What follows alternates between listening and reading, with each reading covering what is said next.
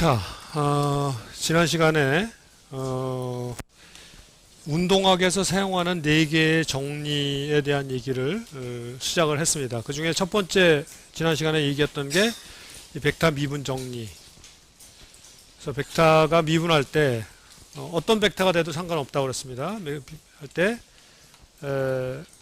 결국 그게 어떤 시간에 따른 그 벡터의 변화율을 얘기하는 게 미분인데, 그게 어디서 관찰하느냐에 따라 달라진다. 그래서 A라는 기준틀에서 관찰했을 때 그 벡터의 변화율과 B라는 기준틀에서 관찰했을 때 변화율은 서로 이만큼 다르다 하는 이 공식을 벡터 미분 정리라고 한다.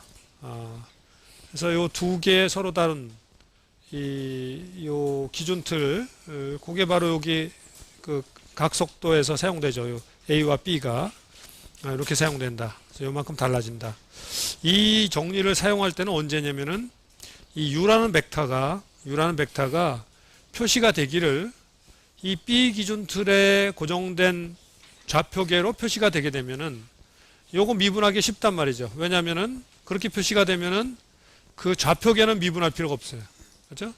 그래서 여기에 예를 들어서 U라는 벡터가 B 기준틀에 고정된 좌표계로 표시됐는데 그놈을 A 기준틀에서 미분하려면은 그 B 기준틀에 고정된 좌표계도 시간에 따라 변하기 때문에 바로 그 직접적으로 구할 수가 없기 때문에 요거를 통해서 요걸 미분하면은 좌표계는 미분할 필요가 없고 그 앞에 좌표계 앞에 쓰여지는 스칼라 변수들만 미분하면 되니까 이렇게 미분하는 거고, 나머지는 요건 크로스 프로덕트 해가지고 구할 수 있으니까 바로 이걸 쓰는 경우가 언제냐면 그 U 벡터가 B 기준틀에 고정된 좌표계로 표현됐을 때, 그때 쓰려고 이 벡터 미분 정리를 쓰는 거다 하는 얘기를 했습니다. 그래서 이 밑에 이 예제에서도 봤듯이 예를 들어서 여기서 P라는 위치 벡터가 A 기준틀에 고정되어 있는 좌표계로 표시가 됐어요.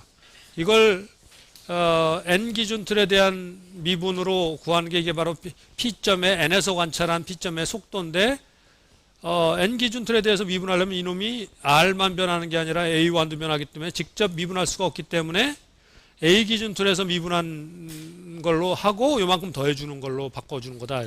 P가 A 기준틀에 대해서 이렇게 표시가 되어 있으니까 A 기준틀에 대해서 미분을 하게 되면 A 기준틀에서 봤을 때는 A1 해트라는 놈은 A 기준틀에 붙어 있기 때문에 시간에 대해서 안 변한다. 그러니까 이 A1 해트는 A 기준틀에서 시간에서 미분하면 0이 돼버리고 요 R만 미분하면 되는, 그렇기 때문에 요거를 이렇게 쓰는 거다.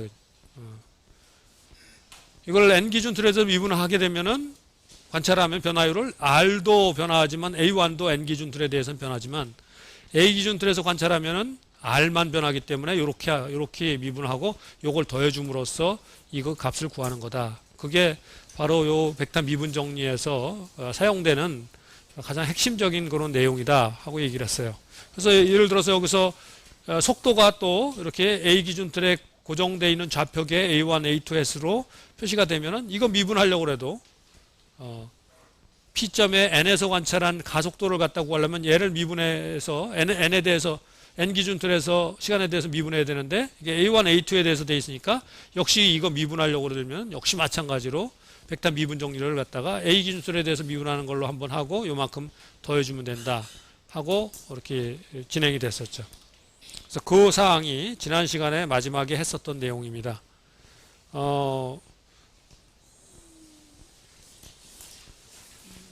굉장히 자주 쓰일 거고 이 내용을 갖다가 잘 이 설명을 하면서 여러분들 열심히 이걸 이해하도록 노력하라고 그랬습니다. 여기 지금 설명한 이 정리들은 사실은 여러분이 열심히 노력하면 뭐 정리가 그 공식 외우는 게 어려운 것도 아니고 별로 그렇게 많지도 않고, 그 다음에 그 지금 설명하는 내용들이 그게 무슨 논리적으로 복잡한 내용을 얘기하는 게 아니에요. 단지 여러분들이 익숙하지 않기 때문에, 생소하기 때문에 그 익숙해지는데 시간이 걸리고 하는 것 뿐이에요. 충분히 시간을 들여서 이거를 갖다가 익숙해지도록 노력하라고 얘기를 했습니다. 자, 두 번째 정리로 넘어갑니다. 오늘 정리가 4개밖에 없는데 첫 번째 벡터 미분 정리는 했고, 두 번째 정리 뭐라고 그랬냐면 우리가 지난 시간에 각속도가 굉장히 중요하다고 그랬어요. 근데 각속도를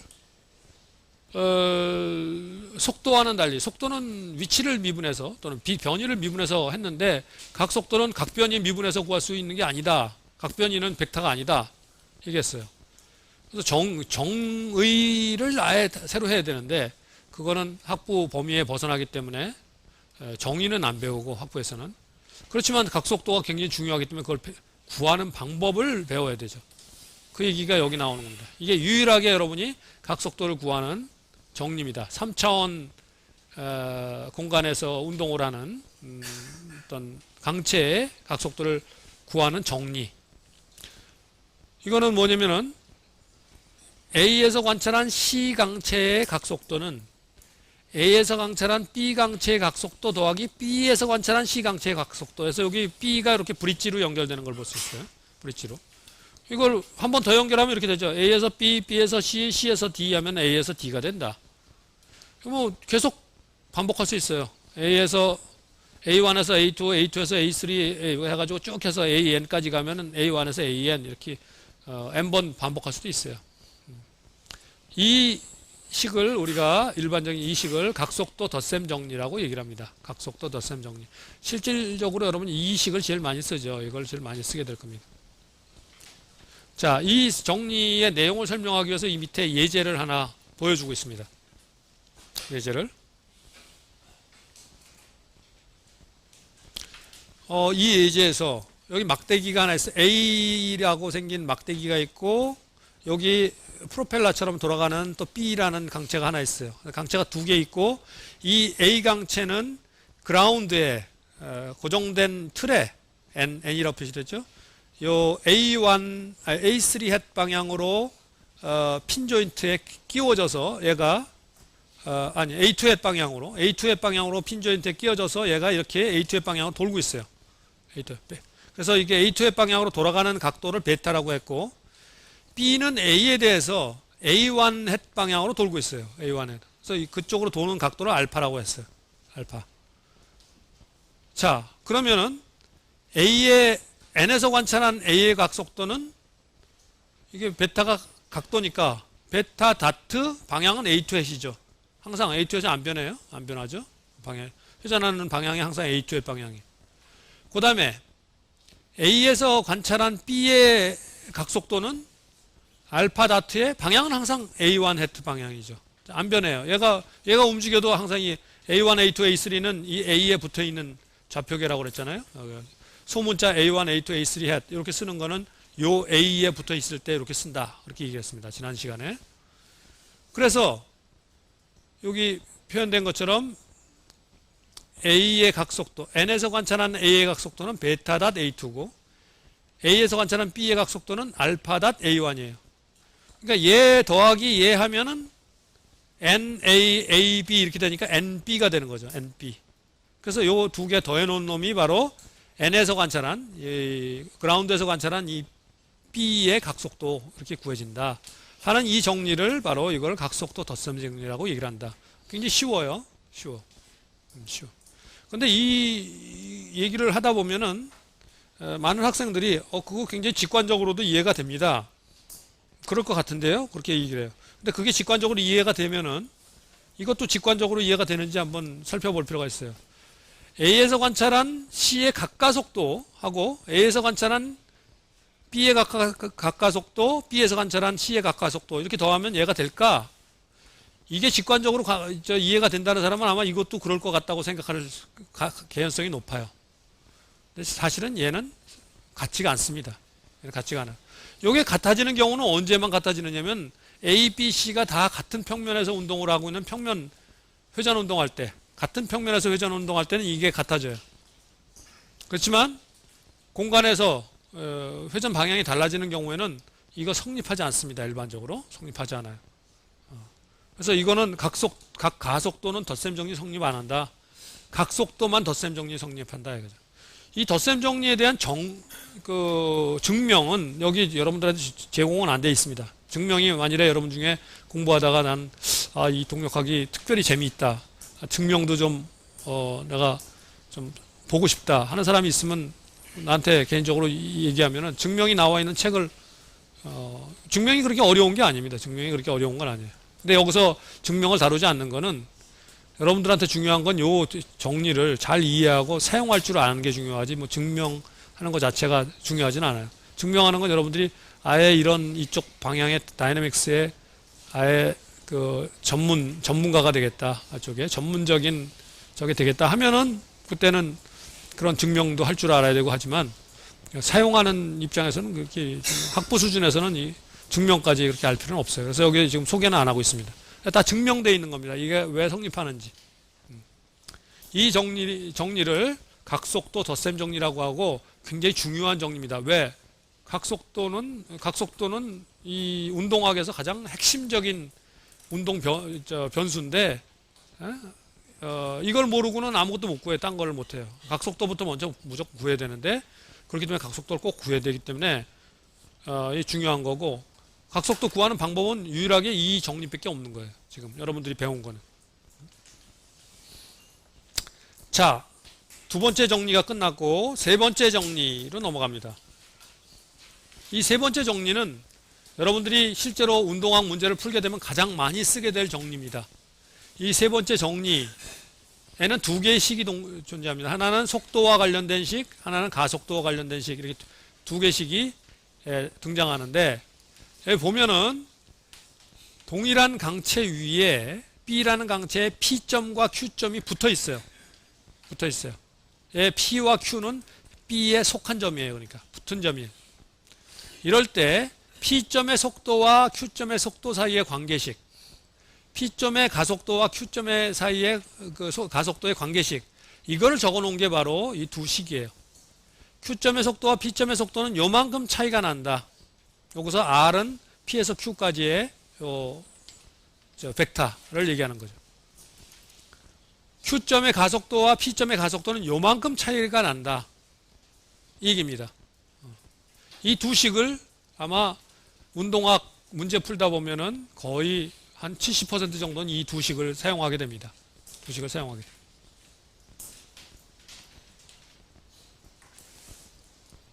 여기 봐. 뒤에 가서 쓰던지. 요 가속도 이 우변항에 세 개의 항이 등장하는데 요 두 번째 항, 세 번째 항, 요거를 요 두 번째 항을 뭐라고 그러냐면은 이 가속도 성분 중에 이게 센트리퓨갈 성분.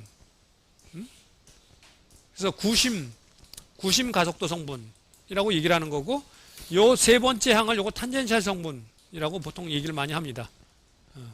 센트리퓨갈, 탄젠셜 요 각각 성분이라고 얘기를 해요. 이런 용어가 가끔 등장을 하니까 여러분들이 이런 용어가 등장할 때 그게 그걸 의미하는 거다 이렇게 알면 되겠습니다. 그래서 요 두 식을 갖다 우리가 이점 정리, 동일한 강체에 고정된 두 점 사이의 속도 관계식, 가속도 관계식이라고 합니다.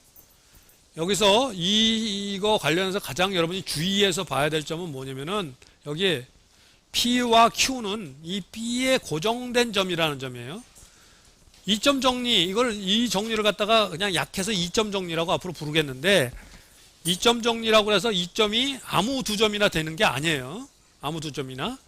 그 두 점은 반드시 동일한 강체 위에 붙어 있을 때만 성립하는 거예요. 지금 여기서는 이게 너무 붙어 있는 게 빤하기 때문에 여러분들이 그게 무슨 그렇게 대단한 얘기를 하나 싶지만 문제가 조금 까다로운 문제로 이렇게 들어가다 보면은 두 점이 이게 서로 같은 강체에 붙어 있는지 아닌지 헷갈리는 그런 문제들도 등장을 합니다. 나중에. 그렇기 때문에 그거를 강조하는 거예요. 이 정리는 두 점이 동일한 강체에 고정되어 있을 때만 쓸 수 있는 정리다. 아무 때나 쓰는 게 아니다. 아무 두 점 사이에서나 성립하는 게 아니다. 하는 거를 잘 기억할 필요가 있어요. 이 정리는 내가 걱정을 안 합니다. 왜냐하면 여러분들이 연습 문제 풀다 보면 이거를 무수히 많이 쓰게 되기 때문에 이건 내가 특별히 강조를 안 해요. 이게 이거 하는 거에 대해서. 까다로운 거는 그 다음에 나타난 네 번째 정리입니다. 네 번째 정리. 이걸 일점 정리라고 보통 약해서 얘기를 하는데 이 정리는 어떤 거냐면은 B라는 강체가 있는데 이 강체상에 P라는 점이 움직이는 거예요. 강체상에 이 P점은 B에 붙어 있는 점이 아니고 P점이 움직여요. 이럴 때 이 P점의 속도를 구할 때 뭘 이용해서 구할 수 있냐면 P와 일치하는 점으로 P스타라는 점이 이 P스타라는 점은 B에 붙어 있는 점이에요. P스타는 B에 붙어 있어요. B에 속한 점이죠. 이렇게 표현해요. 이 P스타의 속도를 이용해서 P의 속도를 구할 수 있다. 이게 바로 일점 정리예요. 또 가속도, P스타의 가속도를 이용해서 P의 가속도를 구할 수 있다. 이게 일점 정리예요. 그러니까 이 P와 P스타는 시간이 흐르면 서로 분리되겠죠. 당연히. P는 B에 대해서 움직이는 거고 P스타는 P에 붙어 있으니까 시간이 되면 분리되겠죠.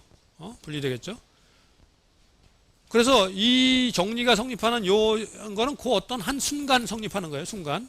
어떤 순간에 P점의 속도는 그 순간 P와 일치하는 P스타점의 속도를 이용해서 구할 수 있다는 게 이 첫 번째 식이고, 어떤 순간에 P의 가속도는 P스타의 가속도를 이용해서 구할 수 있다는 게 이 두 번째 식이에요. 두 번째 식.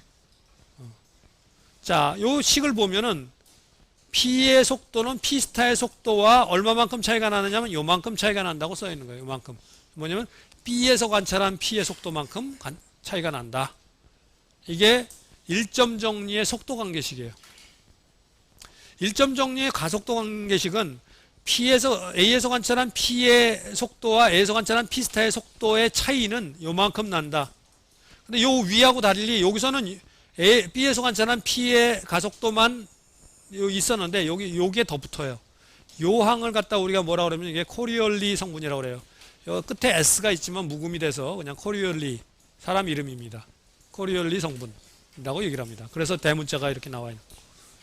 코리올리 가속도 성분이라고 얘기를 해요. 코리올리 가속도 성분은 코리올리 효과라는 말이 나중에 여러분들이 역학 문제 다룰 때 종종 등장하는 용어인데, 보면은 각속도와 그죠? 회전 운동과 병진 방향, 이게 속도가 크로스 프로덕트 따서 나오는 게 코리올리 성분입니다. 나중에 여러분이 자이로스코프 효과라는 게 자이로스코픽 이펙트, 코리올리 이펙트와 자이로스코픽 이펙트가 있는데, 자이로스코픽 이펙트는 회전하고 있는 놈이 다른 방향으로 회전해서 생겨나는 게 자이로스코픽 이펙트예요. 종종 어떤 학회 같은 데 가보면은 무슨 뭐 발표를 하는데 코리올리 효과하고 자이로스코프 효과를 갖다 막 섞어서 쓰는 사람들이 가끔 있어요. 학부 2학년 때 동력학을 잘 못 배워가지고 그게 영원히 낙인으로 남아있는 거예요. 아무렇게나 막 쓰는 거예요. 코리올리 효과하고 자이로스코프 효과는 다른 겁니다. 요걸 자이로스코프 효과라고 한다.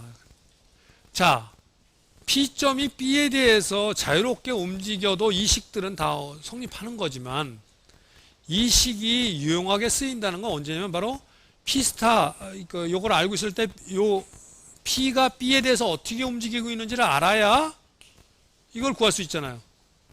그러니까 사실은 이 식들이 유용하게 사용될 때는 또 P가 B에 대해서 어떻게 움직이는지 여기 알아야 요 식을 쓸 수 있고, 그래서 얘 두 식이 실제로 유용하게 쓰일 때는 언제냐면은 P가 B에 대해서 우리에게 알려진 어떤 특별한 형태로 움직이고 있을 때 이 식을 일점 정리를 이용하는 거죠. 그때가 언제냐면은 예를 들어 이게 P가 B에 대해서 특별하게 움직인다는 거는 P가 어떤 이렇게 뭐 스트레이트 라인을 따라서 B에 붙어 있는 스트레이트 라인을 따라서 움직인다든지, 또는 뭐 서큘러 라인을 따라서 움직인다든지, 그 운동의 형태가 B에 대한 P점의 어떤 운동의 형태가 우리에게 알려져 있을 때 이 식이 유용하게 사용될 수 있다. 그게 안 알려져 있어도 이 식은 사실이지만 안 알려져 있으면 별로 유용하게 써먹을 데가 없는 거고, P가 어떤 점이 B에 대해서 어떤 특별하게 우리에게 알려져 있는 형태로 움직일 때 써먹는다. 그래서 여러분들이 나중에 연습 문제 풀 때 어떤 강체가 있는데 그 강체에 뭐 홈이 파져 있다든지, 두 개의 강체가 붙어 있는데 뭐 한쪽으로는 홈이 파져 있다든지, 홈이 스트레이트 라인을 따라서 파져 있던지, 아니면 서큘러 라인을 따라서 파져 있던지, 그런 경우에 그런 문제를 보면은 이거는 일점 정리 써서 풀어야 되는 문제구나 하고 판단하면 되는 거예요.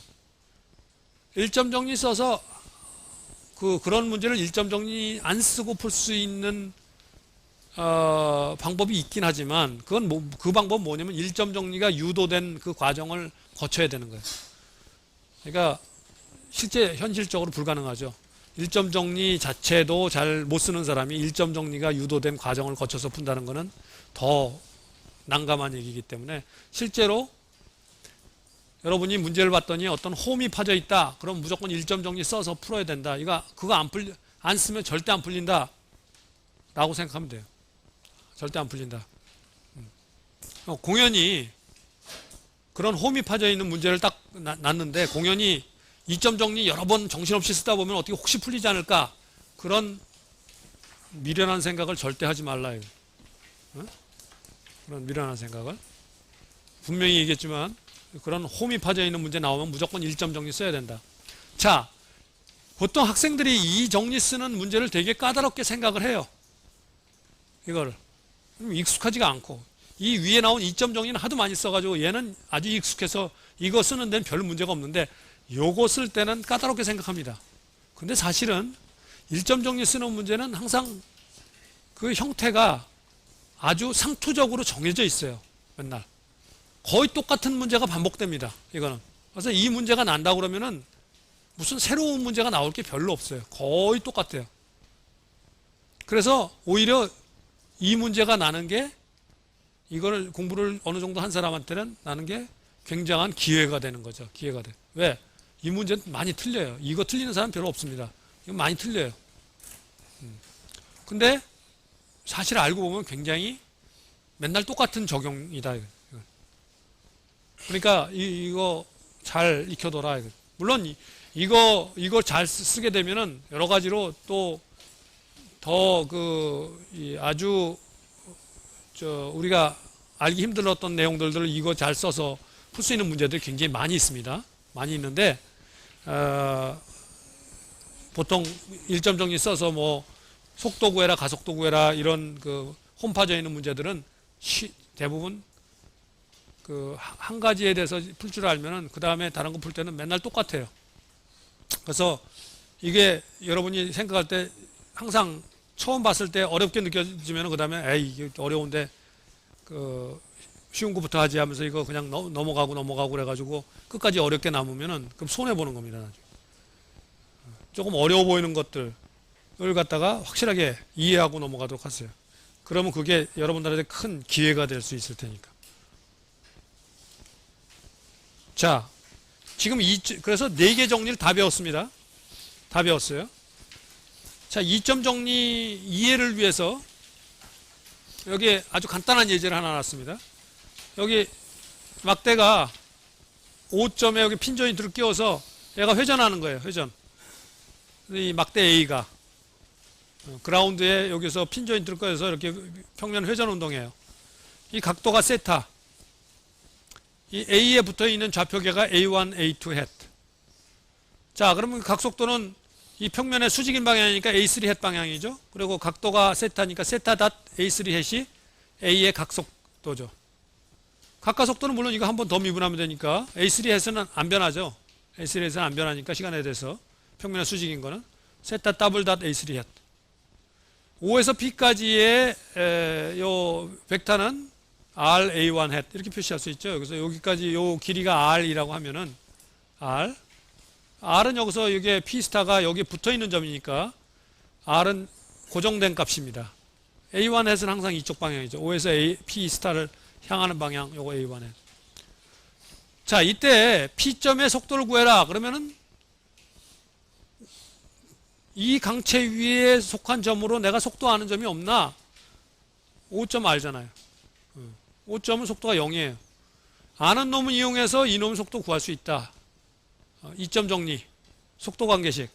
P스타의 속도는 5의 속도와 두 점이 다 이 A에 고정되어 있는 거니까 이 강체의 각속도 크로스 프로덕트 5에서 P스타까지의 벡터. 이렇게 해서 구하면 된다. 이게 2점 정리입니다.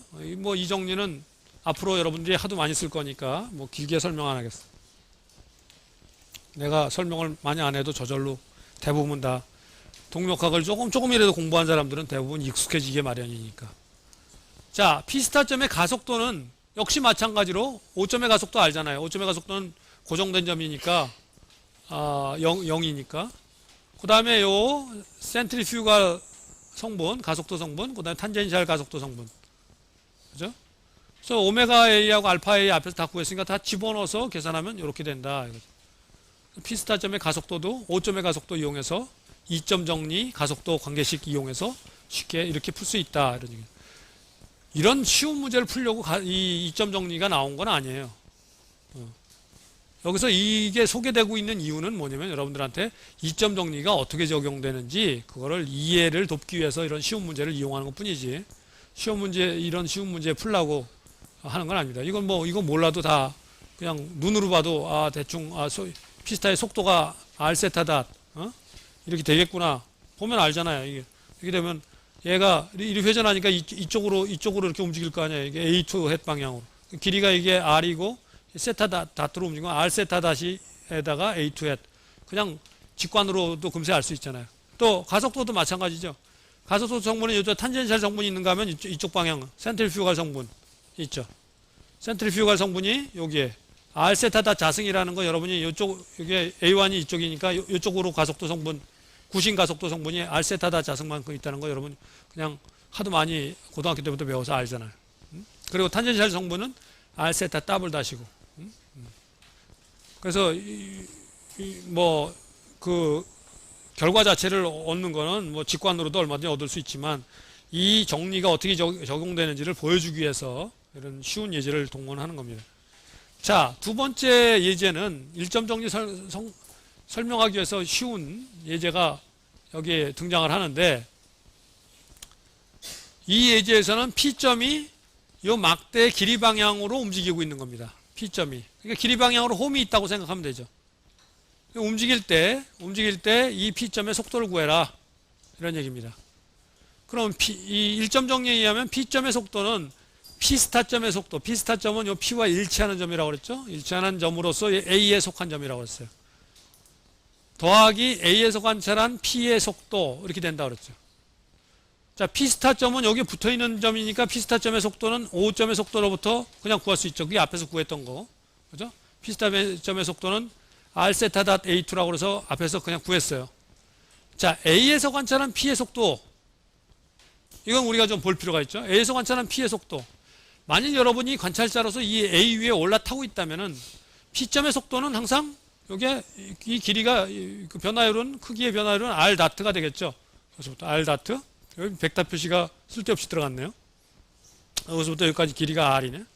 r 다트. 방향은 a1 헤트가 되죠. 그래서 A에서 관찰한 P의 속도는 r 다트 a1 헤트예요. 그죠? 그렇게 구해진다 이거죠.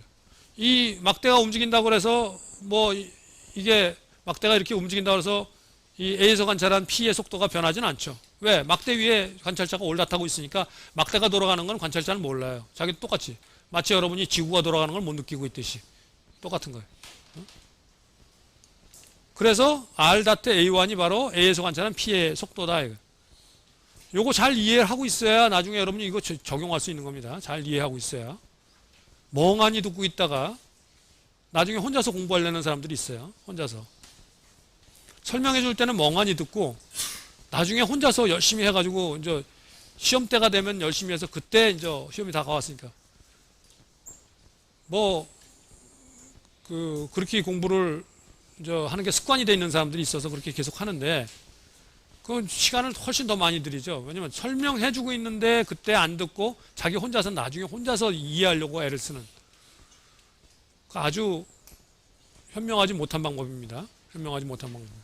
계속 앉아서 졸지 말고 일어나서 뒤에 가서 서. 졸리면. 자, 설명할 때 잘 듣고 이해를 하고 넘어가세요. 이게 지금 설명해 주는 거니까. 이게 지구상이라고 생각해 보세요. 지구가 움직이고 있는 게 느껴지겠어요? P가 이렇게 움직이고 있으면 바로 이 지구에 붙어 있는 A1 방향으로 그쪽 방향으로 R 늘어나면은 R 다트 A1 이런 속도 가는구나. 이렇게 여기 올라타고 있는 사람은 그렇게 느낄 거 아니냐 이거죠. 그게 바로 이거다 이거죠. R 다트 A1.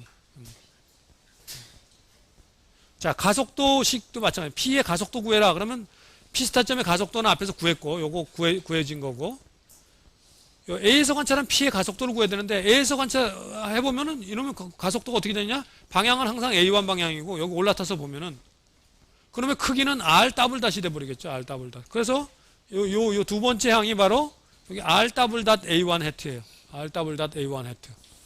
그리고 물론 이 코리올리 항의 이거 오메가와 V에는 앞에서 다 여기 VAP는 여기에 R 닷 A1이라고 여기 앞에서 했잖아요. 그래서 갖다 집어넣으면 되는 거. A의 앵귤러 벨라시티 각속도도 앞에서 구한 거 갖다 집어넣은 거. 이렇게 구해진다 이거죠. 이 문제 역시 이 간단한 문제 풀자고 1점 정리가 소개되는 게 아니라 1점 정리를 쉽게 설명하기 위해서 이런 가장 쉬운 예제를 갖다 여러분들한테 설명하고 있는 겁니다. 물론 이 1점 정리 써서 푸는 좀 더 복잡한 문제들은 뒤에 예제로 등장을 할 거예요. 여러분들한테 1점 정리를 그 의미가 뭔지 그 식이 어떻게 적용되고 있는지를 잘 이해하기 위해서 이 쉬운 예제를 지금 가지고 설명하는 거예요. 그러니까 이거 보고 그 내용이 뭔지 1점 정리에 그 등장하는 게 어떻게 적용되고 있는지 1점 정리 무조건 다 외워야 되고 왜냐면 그 써서 앞으로도 계속 풀어야 되니까 외워야 되고 식이 몇 개 되지도 않잖아요. 토탈 6개밖에 안 돼요. 식이 4개 정리에 6개 식이에요. 6개씩 외우고 그 다음에 그것들이 어떻게 적용되는지를 갖다가 문제 풀면서 계속 연습을 하는 거예요. 그러고 나면은 운동학 문제들이 아주 쉬워지는 거예요. 운동학이 쉬워지면 전체 동력학이 다 쉬워지는 거예요. 그러니까 이게 중요하다고 얘기를 하는 거죠. 자, 이 4개 정리를 가지고 종종 못 푸는 문제들이 있어요. 그게 뭐 어떤 문제냐? 이런 문제예요. 예를 들어 2개의 바디가 이렇게 생긴 놈과 이렇게 생긴 놈이 2개가 붙어서 이렇게 움직인다. 얘가 기대서 이렇게 움직인다. 그럼 얘가 움직일 때 얘가 이런 각속도 가질 때 얘는 각속도가 어떻게 될까? 그건 뭐에 관련이 있죠? 이 2개 닿고 있는 놈들의 형태하고 관련이 있죠. 쉐입하고. 그런 문제 쉐입 디펜던트한 문제들이에요. 형상의 종속적인 문제들. 그런 문제 빼놓고는 이 문제로 다 풀 수 있는 거예요. 형상의 종속적인 문제는 형상을 알아야 풀 수 있으니까. 다행히 여러분들한테 형상의 종속적인 문제는 별로 학부 과정에서는 그걸 다루질 않습니다. 유일하게 다루는 문제가 뭐냐면은 이거예요. 이렇게 동그란 디스크가 지면 위에 굴러갈 때 이게 형상 디펜던트한 문제예요. 동그란 놈이 굴러가느냐 달걀 모양으로 타원 모양이 굴러가느냐 그 모양에 따라서 달라져요. 결과가 달라져요. 자, 이렇게 굴러갈 때 이 디스크에 속한 점으로서 A 해트는 디스크에 A에 속한 점이에요. 지면과 닿고 있는 점의 속도가 얼마냐, 가속도가 얼마냐 하는 그런 문제예요. 속도가 얼마냐, 가속도가 얼마냐. 자, 그 속도와 가속도를 알기 위해서 이거는 형상과 관련된 문제예요. 형상과 관련된 문제. 그걸 알기 위해서 여기다 직접 걔가 굴러갈 때 요게 처음 위치고 세타만큼 굴러가게 되면은 요 길이가 여기서부터 여기까지 길이가 여기서부터 여기까지 길이가 되겠죠. 이렇게 여기 굴러갔으니까 굴러가서 원래 여기 있던 점이 요 점으로 옮겨간다 그러면 그죠? 여기 있던 점이 처음에 5점에 있었던 점이 여기 붙어 있었던 A 해트가 얘가 이렇게 굴러가면은 미끄러지지 않고 굴러가면은 거기 있던 점이 요만큼 요렇게 옮겨가서 요 길로 가겠죠. 그래서 요 점이 X하고 Y 요 코디네이트 좌표를 갖다가 요 R과 세타를 이용해서 이렇게 구해보면 이렇게 돼요. X R 세타에서부터 X 값은 여기 요 X 값이니까 R 세타는 여기서부터 여기까지 뺀 거. 여기서부터 여기까지는 바로 여기 나온 것처럼 R 사인 세타죠. R 사인 세타 뺀 그게 X 값이고 Y 값은 여기서부터 여기까지 더하기 요게 R이죠. 더하기 여기서부터 여기까지 이건 R 코사인 세타죠. 그래서 여기 Y 값은 R 빼기 R 코사인 세타 이렇게 됩니다. 왜 그러냐면 이게 R 코사인 세타가 여기에 90도가 넘으면은 여기 마이너스가 붙어서 여기 마이너스가 된 겁니다. 마이너스 붙어서. 그래서 요 양이 여기 요만큼 요거에다가 요만큼 더해 준 건데 여기 빼기처럼 보이는 이유가 여기 코사인 세타가 90도 넘으면은 요게 요 값 자체가 마이너스가 되기 때문에 이렇게 된 거죠. 그래서 X와 Y가 이렇게 지오메트리에서 구해집니다. 그러면 시간에서 얘를 X를 미분하면 X 다트가 구해지죠. 근데 여기서 R은 안 변합니다. 이 디스크의 반경은 안 변하고 세타만 변하죠. 세타만 미분하면 돼요. 그래서 R 사인 세타 미분하면 코사인 세타 세타 다트이 되고 코사인 세타 미분하면 마이너스 사인 세타 세타 다트가 되죠. 그래서 X 닷 Y 닷 구하고 한 번 더 미분하면 X 더블 닷 Y 더블 닷이 구해져요. 이렇게 구한 다음에 세타가 0일 때가 바로 그 접점이 여기 있을 때잖아요. 그때 속도를 구하면은 세타가 0일 때 x 다트와 y 다트 값을 구하면은 세타가 0일 때 여기 세타가 0일 때 어디 갔어요? x 다트 여기 세타가 0일 때 0이면 코사인 세타가 1이잖아요. 뭐 r 세타 다 빼기 r 세타 다 뜨니까 x 다트 0 돼버리죠. 여기 세타가 0일 때 사인 세타 0이죠. 그럼 y 다트가 0이죠. x 다트와 y 다트가 다 0이 되니까 속도 0 되는 거죠. 그래서 요 접점에서의 속도가 0이 된다 하는 걸 알 수 있는 거고, 그 다음에 세타가 0일 때 x 더블 다트와 y 더블 다트를 구해보면 x 더블 다트는 여기다가 세타가 0일 때는 이러면 0 돼버리죠. 여기 0 돼버리고 사인 세타 0 돼버리고 여기 코사인 세타 1 되죠. 이게 r 세타 더블 다트에서 빼기 r 세타 더블 다트인 게 0 되죠. 이거 0 돼요. 그럼 y 더블 다트는 어떻게 되느냐? 세타가 0일 때 요 사인 세타 0이니까 이거 없어지죠. 근데 여기는 코사인 세타 1 되죠. 그러니까 r 세타 다트의 자승이 돼요. y 다트는 y 더블 다트는. 그래서 요 접점의 가속도는 r 세타 다 자승의 방향은 위쪽 방향 이렇게 된다 하는 걸 알 수 있어요. 그래서 지면과 접하고 있는 디스크 상의 이 점의 속도는 굴러갈 때 속도는 0이고 가속도는 그 디스크의 중심을 향해서 r 세타 다트의 자승, 세타 다트가 오메가니까 r 오메가 자승의 가속도 성분을 갖는다 하는 거를 알게 되는 거예요. 요 지오메트릭한 이런 형상에 대한 분석을 통해서. 요게 아마 여러분들이 쉐입 디펜던트한 문제를 다루는 유일한 문제예요. 제너럴한 문제도 다룰 필요가 있는 경우가 있는데 학부 과정에서 그런 쉐입 디펜던트한 문제는 잘 다루질 않습니다. 뭐 혹시 그런 거 안 다루기 때문에 혹시 뭐 시험 문제 나더라도 걱정할 필요가 없어요. 나만 못 푸는 게 아니니까. 그런 문제는 나지도 않아요. 자, 조금 일반적으로 구름 접촉이라는 게 뭐냐 하는 걸 갖다 이렇게 여기 하고 있는데, 구름 접촉이라는 거는 A 강체와 B 강체가 한 점에서 이렇게 접할 때 A에 접하는 접점의 점 중에 A에 속한 점을 A 해트라고 하고 B에 속한 점을 B 해트라고 하면은 A 해트의 속도와 B 해트의 속도가 같아질 때 그때 이것을 구름 접촉이라고 얘기를 합니다. 구름 접촉이라고 얘기해요. 졸리면 일어나.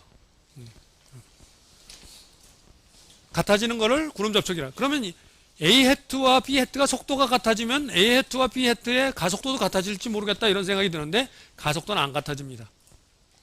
서로 구름 접촉할 때 가속도는 안 같아져요. 그 가속도 어떻게 되느냐? 여기 보면은 얘가 여기서 이렇게 요 점이 말이죠. 얘를 갖다 상대적인 운동이니까 얘를 고정시켰다고 보고 얘를 이 위에서 이렇게 굴린다고 생각하면은 요 점이 이쪽에서 와가지고 이렇게 닿다가 이렇게 튀어나갑니다.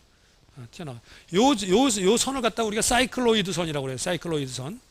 이게 나중에 뭐 여러분들 기어 디자인 같은 거 할 때 이 사이클로이드 선에 대한 얘기가 나올 수 있는데, 사이클로이드 선이라고 하는데 요 사이클로이드 선에 요 선에 이렇게 접한 선, 요걸 T 해트라고 해서 쓴 거고, 요 T 해트의 수직인 선, 요게 N 해트라고 쓴 거예요. 그래서 사이클로이드 선에 대해서 접선이냐 법선이냐 이렇게 정했어요. 그래서 원래 이 두 광체에 대해서 접선하면 이걸 T 해트로 쓰는 경우도 있는데 여기는 이 사이클로이드 선에 대해서 적은 겁니다. 그래서 이쪽 방향 A 해트와 B 해트의 가속도의 값의 이쪽 방향 성분은 서로 같다.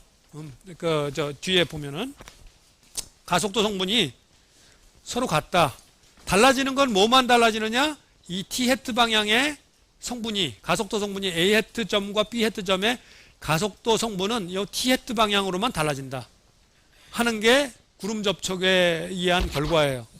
그걸 증명한 게 이 밑에 있는 겁니다. 증명한 게. 증명 뭐 여러분들이 꼭 알 필요는 없지만 이게 어렵지 않다는 얘기죠. 어렵지 않다. 이런 증명이 어렵지 않다는 거를, 물론 여러분들은 뭐 내가 어렵지 않다고 그래서 어렵지 않다고 느끼지 않을지도 모르겠지만, 자, 여기 보면은 두 점이 접할 때 말이죠. 1점 정리 가속도 관계식을 하면은 B 해트 점이 A에 대해서 움직이고 있죠. A에 대해서 움직이고 있어서 1점 정리를 쓴 거예요. 그래서 B 해트점의 속도는 A 해트점은 A에 고정된 점이잖아요. A에 고정된 점의 가속도와 이 가속도는 이 A에 고정된 점의 가속도에다가 요만큼 더한 거라고 그랬어요. 1점 정리 가속도 식에 의하면. 그래서 A에서 관찰한 B 해트의 가속도 더하기 이 코리얼리 성분. 근데 A에서 관찰한 B 해트의 속도는 A 해트와 B 해트가 속도 같다고 그랬죠. 그러니까 이놈이 0이에요. 그죠? 요거는. A에서 관찰한 B 해트의 속도는 0이에요. 그러니까 이 코리얼리 성분, 가속도 성분이 0이 되고 얘가 어떻게 되느냐만 남은 건데 A에서 관찰한 B 해트의 가속도를 보면은 A에서 관찰한 B 해트의 가속도 성분 중에 노멀 방향 성분은 어떻게 되느냐면 바로 그 트래젝토리 코디네이트 그 아까 그 사이클로이드 선의 그 궤적 좌표계에서 보면은 그 곡률 반경분의 그 속도의 제곱이라는 성분 방향으로 노멀 방향 성분이 존재하죠. 트래젝토리 코디네이트에서 저거는 곡률 이 반경이 뭔지는 모르지만 우리가 뭘 아느냐면은 A에서 관찰한 B 해트의 속도는 0이라는 걸 알아요. 그래서 이 노멀 방향 성분이 이게 0이 된다는 걸 아는 거죠. 이게 0이 된다는 걸 안다. 그래서 얘하고 얘의 차이가 여기에 이 성분 중에서 노멀 방향 성분은 0이고 오직 탄젠셜 방향 성분만 우리가 차이가 난다 하는 걸 알기 때문에 A 해트점과 B 해트점의 성분은 T 해트 방향 성분만의 차이가 난다. 이런 그거를 쉽게 요 정리를 이용해서 증명을 할 수가 있습니다. 이거를 여러분들이 보면서 잘 여러분들이 일점 정리를 충분히 잘 이해하게 하기 위해서 지금 이 얘기가 등장을 한 겁니다. 자, 그래서 여러분들이 운동학에서 알아야 될 식은 다 한 거예요. 여러분들이 앞으로 문제 풀 때 학부 동력학 문제 푸는데 여기서 등장한 거 외에 다른 거를 더 알아야 될 게 아무것도 없어요. 알아야 될 게. 학부 동력학 문제뿐만 아니라 쉐입 디펜던트한 문제만 아니면은 세상에 어떤 문제가 나오더라도 다 여기 지금 4개 있는 그걸로 다 풀 수 있다. 쉐입 디펜던트한 건 쉐입을 알아야 되니까 그거는 그거에 따라서 풀어야 되는 문제가 생길 수가 있지만 그 문제만 아니라면 다 똑같이 여기 여러분이 지금 배운 요 4개 정리만 이용하면 다 풀 수 있는데 그거를 얼마나 잘 응용하느냐는 그 4개 정리를 잘 이해하고 있어야 되죠. 연습을 많이 해야 돼요. 연습을. 그래서 그 회전 운동에 대한 얘기를 해서 여기 실제로 우리가 많이 다루는 아주 가장 대표적이면서 간단한 회전 운동이 바로 이 평면 회전 운동이죠. 얘가 여기 이 평면상에서 이렇게 돈다. 이런 회전 운동은 방향이 이렇게 돌든지 시계 방향으로 돌든지 반시계 방향으로 돌든지 방향이 이쪽 아니면 저쪽 둘 중에 하나죠. 그러니까 이런 종류의 회전 운동은 스칼라로 표시할 수 있는 거죠. 오메가라는 이 스칼라로 표시해서 얘가 플러스면은 보통은 이거 카운터 클락와이즈 반시계 방향이라고 그러고 얘가 마이너스면은 시계 방향으로 도는 거고 이렇게 합니다. 그래서 마치 우리가 병진 운동 배울 때 렉틸리니아 모션 해가지고 단선 운동 배울 때 이쪽 아니면 저쪽 그럴 때 그거 스칼라 베리어블 하나로 표시했었잖아요. 그래서 이 회전 운동이 마치 렉틸리니아 모션하고 상사성을 갖는 거죠. 그래서 이런 그 평면 회전 운동할 때 이거는 전부 스칼라 변수로 표시할 수 있고 이 평면 회전 운동할 때 이 회전 각속도가 일정한 이걸 갖다 우리 단선 운동할 때 속도가 일정한 걸 갖다가 유니폼 모션이라고 그랬잖아요. 근데 여기서는 회전 운동할 때 각속도가 일정한 거는 그 등 각속도 운동, 유니폼 로테이션이라고 그래요. 등 각속도 운동. 그러면 단선 운동할 때 이렇게 썼죠. 유니폼 모션 할 때, 등 속도 운동할 때 이런 관계식을 갖는다고 그랬는데 등 각속도 운동할 때 이런 관계식이 똑같은 모양이죠. 요때는 여기 가속도고 요건 각가속도고. 그리고 각도는 요거 한번 더 적분해 가지고 얻는 그때 x 값은 이렇게 얻었는데 세타 값은 이렇게 되고 이 모양이 똑같아요. 애널러지죠. 이렇게 똑같이 돼요. 등 각가속도 운동 요건 등 속도 운동 등 각속도 운동 요건 등 각가속도 요거는 각가속도가 일정할 때, 가속도가 일정할 때 등가속도 운동과 등각가속도 운동이 똑같은 에너지를 갖는다. 이렇게 모양이. 요건 등속도 운동과 등각속도 운동, 이게 서로 에너지 똑같이 이렇게 갖는다 이거죠. 이거는 그냥 상식적으로 이렇게 알고 있으면은 뭐 전에 이 식들을 외웠으면 이 식은 추가로 외울 필요가 없다 이거죠. 이런 가장 간단한 케이스의 이런 문제들도 종종 우리가 실제로 문제 다룰 때는 많이 등장하기 때문에 잘 알고 있어야 되죠. 이게 쉬운 문제인데, 쉬운 문제다 보니까 오히려 열심히 안 해가지고 나중에 쉬운 문제는 못 풀고 어려운 것만 풀고 이런 이상한 사람이 되는 수가 있어요. 그냥 문제 푸는 거에만 능숙한 그런 사람이 되면 안 돼. 마치 여러분이 요새 아마 2학년 학생들은 공업수학에 미분방 정식 배울 텐데, 미분방 정식의 상계수 미방 같은 거는 너무 쉬워가지고 여러분들이 배우다가 그런 거는 시험 문제 나지도 않잖아요. 그런 거. 적어도 무슨 베셀 방정식이나 르잔드르 방정식이나 뭔가 약간 계수가 상계수가 아니고 변한다든지 이런 문제가 주로 나지, 상계수 미방은 문제 나지도 않잖아요. 너무 쉬워서. 근데 실제로는 여러분들이 공학에서 등장하는 다 상계수 문제. 나중에 진동을 배울 때 거기에 진동계, 질량, 강성, 감쇄 이런 걸로 이렇게 진동하는 방정식 구해보면 그게 다 상계수 미방 문제예요. 근데 그때 가서 상계수 미방 진동식 이렇게 써놓고 이렇게 설명하면은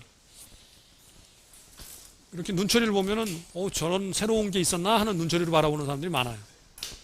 공업수학 배울 때 굉장히 쉬워가지고 충분히 자기가 그건 안 해놔가지고 이런 쉬운 거는 나지도 않으니까 안 해놔서 나중에 가가지고 진짜 필요한 거를 갖다가 모르고, 베셀 방정식이나 르잔드르 방정식은 여러분들이 다룬다면 어디 등장하느냐면은 진동에서도 예를 들면 실린더리컬 쉘 바이브레이션이나 또 유체역학 문제 이런 데서 등장하는 좀 어려운 애플리케이션, 여러분 학부 과정에서는 거의 다루지 않는 그런 애플리케이션에 보통 등장합니다.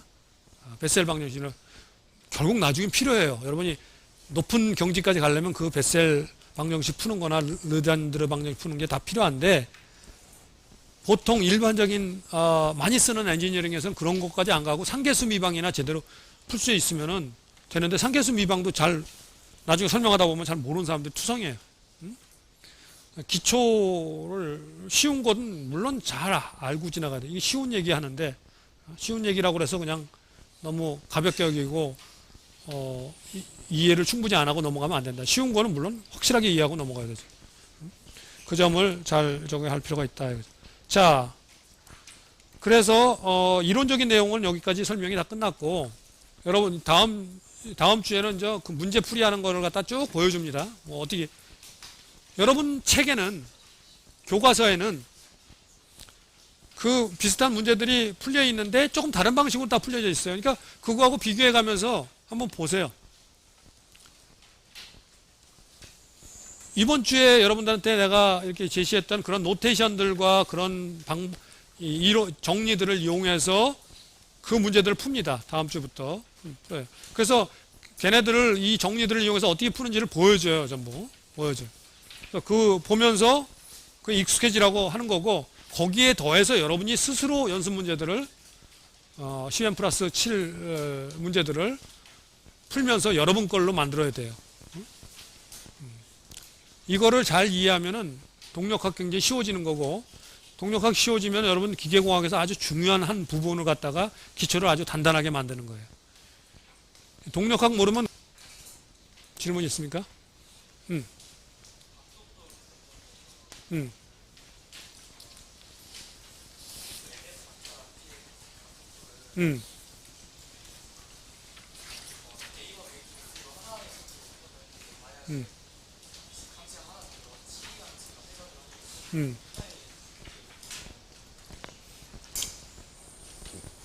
그 하나의 좌표계로 표현을 할 수 있지. 왜냐하면 좌표계끼리는 또 관계식이 있거든. 그러니까 그걸 통해서 트랜스폼 시키면 하나로 다 표현할 수 있어. 근데 꼭 하나로 표현하라고 그러면 해야 되지만 안 해도 그만이거든. 그냥 놔뒀다고 그래서 좌표계 2개 써서 표현했다고 그래서 그게 틀렸냐? 그건 아니야. 근데 이제 통일해야 되는 이유는 뭐냐면 각속도를 구한 다음에 각가속도를 구하려고 그러면은 한 번 더 미분해야 되는데 좌표계가 두 개 있으면은 그것마다 따로따로 또 미분해야 되니까 그게 복잡하니까 그러는 것 뿐이고, 여하간 기본적으로는 그래서 통일해야 될 필요성이 있을 땐 통일하지만 통일을 안 해놨다고 그래서 잘못된 건 아니다. P는 지금 P는 이 강체에서 봤을 때 P는 움직이고 있는 거고, P스타는 여기에 P하고 일치하고 있는 점이지, 일치한 점인데 요 순간, 그지? 요 순간 일치하고 있는 점으로 A에 붙어 있는 점이란 말이야. 그 순간에는 그렇지만 그 다음 순간에는 P는 움직이니까 P스타하고 세퍼레이션 되겠지, 서로 분리되겠지.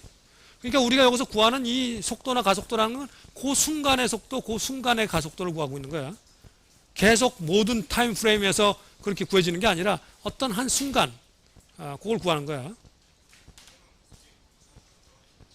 그 다음에 떨어질 수밖에 없잖아. 얘는 움직이는데 P스타는 여기 붙어 있는데 어떻게 그게 둘이서 같이 움직일 수가 있겠어. 그지?